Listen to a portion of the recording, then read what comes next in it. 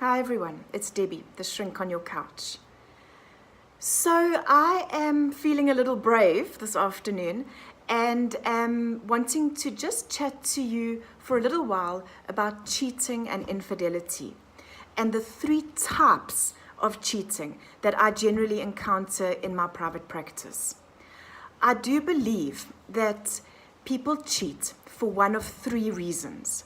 Now, when I'm talking something, especially if you're in this situation, if you're cheating, if you've been cheated on, I very well might irritate you right now.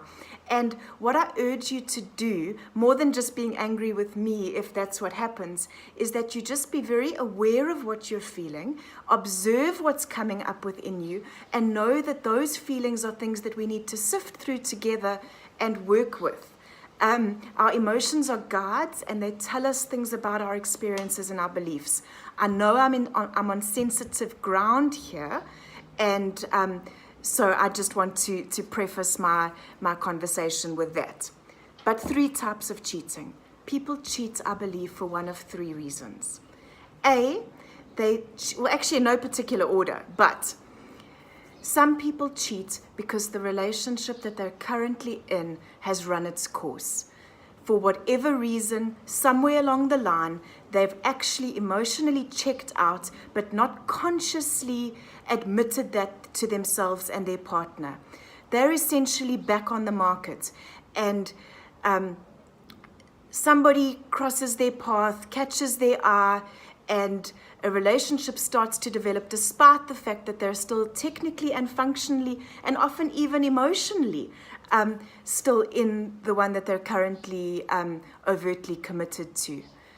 That's probably the worst prognosis for the historical relationship, because what it really implies is that that relationship is over because another one has begun. So that's very sad for both parties, and more for the person that's been cheated on, obviously. The second kind of infidelity happens where there's something amiss in the marriage, the long-term relationship, and a need is being fulfilled and being met elsewhere. Now, I'm sensitive to talk about this one because it in no way implies that the person who's being cheated on is in any way at fault. And that's often what this particular advice is interpreted to mean. But that's not what I'm saying. But sometimes infidelity, what it does, when it all comes out, when it's discovered, is it shines light on the fact that there were unfulfilled needs, emotional, sexual, I don't want to say intellectual, but for want of a better phrase, maybe the couple had stopped talking, stopped having robust conversations, stopped supporting each other emotionally, often through no fault of their own. But nonetheless, the infidelity becomes symptomatic rather than a sort of causative standalone factor on its own. Funny enough, though, the prognosis for the marriage, for the long-term relationship in this instance is actually quite good, because often the person who's strayed realizes, hell, I didn't want to lose my partner, my wife, my husband, my boyfriend. I don't know why I've made such a mistake. And when it comes to light, they're horrified with themselves and so regretful and so longing to be reunited with their longer-term partner. And if that partner is willing and gracious, then they can start to rebuild and start to move towards places in their relationship that maybe they'd never been before, and find a new richness and a deepening experience together, where that affair simply shone light on what was missing, but what they were desperate to reclaim and regain. But of course, the affair itself can do so much damage that moving beyond may no longer be possible.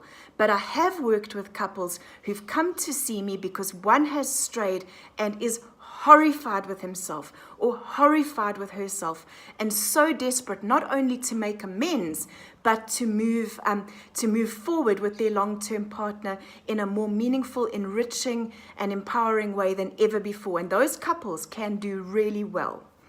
The third type of infidelity occurs simply when one party perhaps just wasn't actually designed for monogamy, where they just actually are not able to be faithful, no matter how much they might want to be, no matter how much they might intend to be, but at the end of the day, they just perhaps have a bit of a love addiction, a little bit addicted to the chase or to the thrill of experiencing something new. It doesn't necessarily change the genuine affection that they have for their husband or their wife.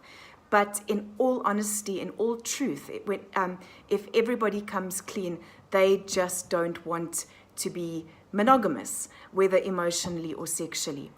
So difficult as these things are to talk about, and they are sensitive to talk about because they have such meaning and such bearing on what you might choose to do as somebody who's either been cheated on or is being unfaithful. But in my experience, that's what I see. I see people whose relationship is fundamentally over, but it takes an affair to admit that. The sadness there is that it might not be over for both parties. But it does take two people to be meaningfully engaged in a relationship. So if one person has truly checked out, we have to call time and call time of death on that relationship. The other one is where the affair, the straying, is symptomatic of a need that they actually want met within their relationship, and so they can both work together to alter that if there is forgiveness and grace and if it's possible to overcome the betrayal.